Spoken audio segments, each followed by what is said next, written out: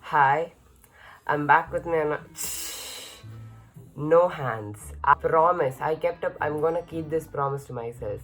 Not to do a lot of things with hands. I always do this, like this, like this. Like, I don't know. I do a lot of things with hands since childhood. I used to do like this, but after growing up, I got into like these things and these things, and like I started doing a lot of hand gestures, and like people started judging me a lot. So people always told me don't do it, it's annoying. People made fun of me for it, and I was like, you know what, who even cares about these people? And like I was editing, and oh my gosh, why am I clapping so much? There must be a limit to do it. Even a peace sign, 1 second it's fine. I'm like being like this for 24/7 for I don't know for what joy. I honestly don't know for what joy. You might think I got dressed up again, but no. Okay, but you know what? Who cares? I'll keep doing it. I don't know. Also, now that I got exposed as a YouTuber to my family, I just wanna tell this. If you are anyone from my family and if you're watching this video, if you can watch the videos, but still, please pretend like this world does not exist. This world of Shakil's stories does not exist. Like when we are at a family gathering, please do not come and ask me about this. Like, no, just no. N-O dot. The last video was kind of controversial. I never in my life would have thought, never, ever in my life would have thought, my most controversial video would be me talking about pigs. As you all started brain shaming me more than enough. Also, in some videos, I exposed my makkatanam more than enough. But like, you know what? I'm not even that much dumb. So I don't take the moment to like think and like, you know, calculate. I want answers just like that, so I go for Google or I ask someone. But I use my brain in other stuff like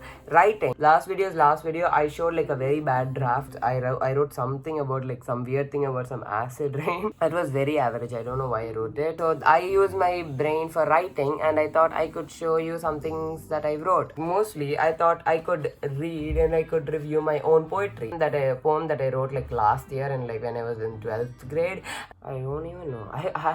Guys, I wrote like so much poems. When I'm like emotionally rich, that's when I write a lot.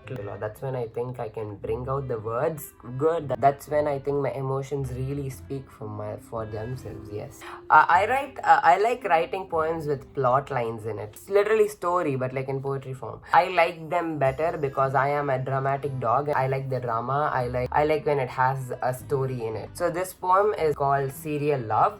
It's about a serial killer's love story. It's about someone's like that their worst mental state, like they've gone mad, they're doing legit serial killing, and then also love can afflict them and they could be broken. That's the whole in this. Like, so serial love, let me read.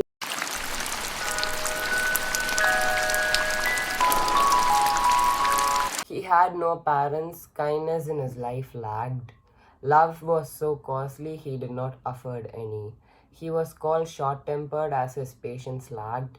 He was just confused why everyone loved money. Like we can see that this guy's an orphan. He was poor and no one showed him love, and he was just confused, and he's short-tempered. We can see it as he grows up. Death came with an offer, invited him in the midnight. Declined, he said, realizing an innocent shouldn't die. Yeah, he's like about to die because he's taking a bad decision. He's encountering directly with death in the sense like, yeah, death which takes your life. Yeah, so after but he said, no, I don't want to die. He said that directly to death. He made deals with death.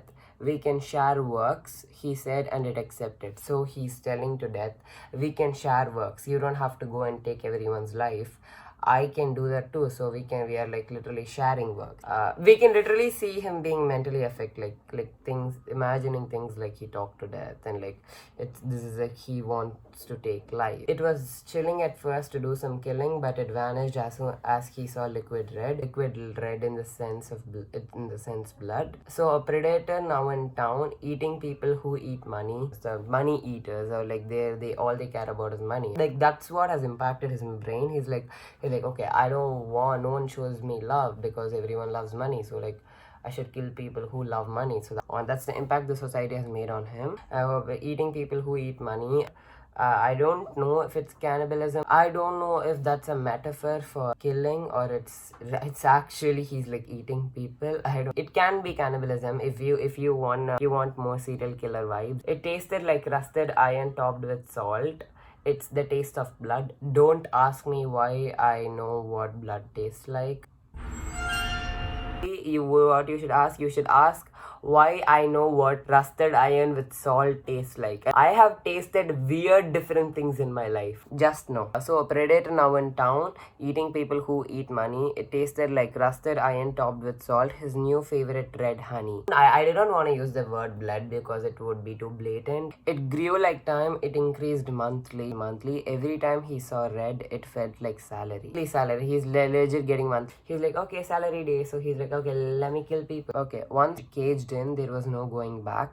Part of him wanted to stop. It wanted to be free. Like, he's literally caged in addiction. This is about like addiction, because if you are suffering from addiction, seek help. Like, it is not good. Like, any addiction is not good. Your addiction is maybe normal. His addiction is like legit killing. The serial life taker because yeah, once visited a home to reap a money eater. He broke in to see himself different as he saw her. To see himself different. He saw himself differently. She looked like a miracle, fair and straight. Okay.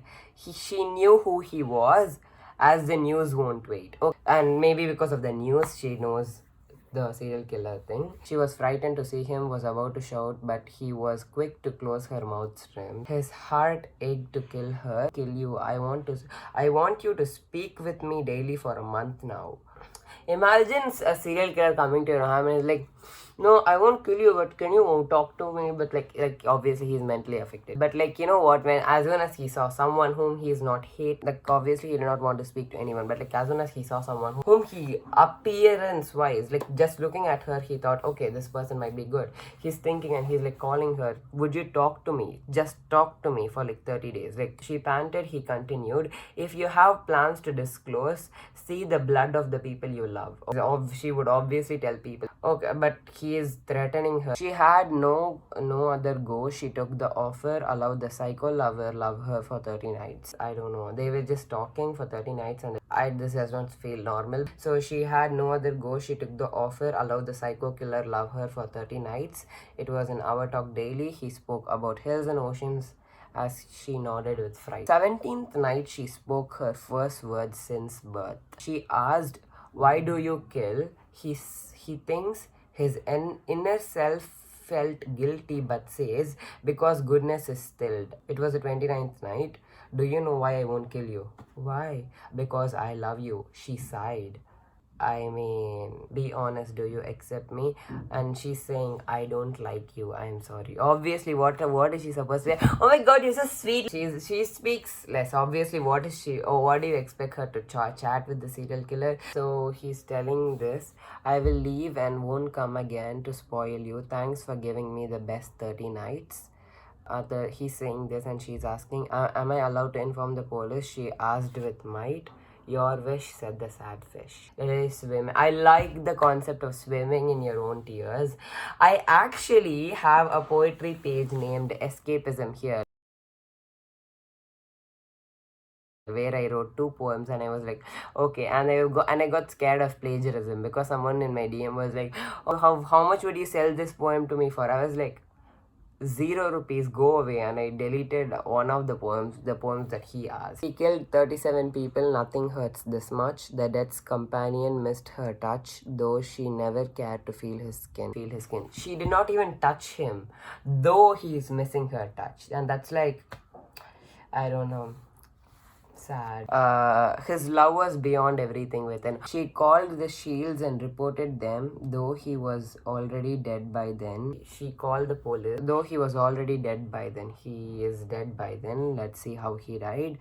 Took 37 lives like a tyrant king to kill himself for a reunion with the black wings. Like, yeah, he killed himself for a reunion with the black wings. He reunited with the black wing. The he reunited with death.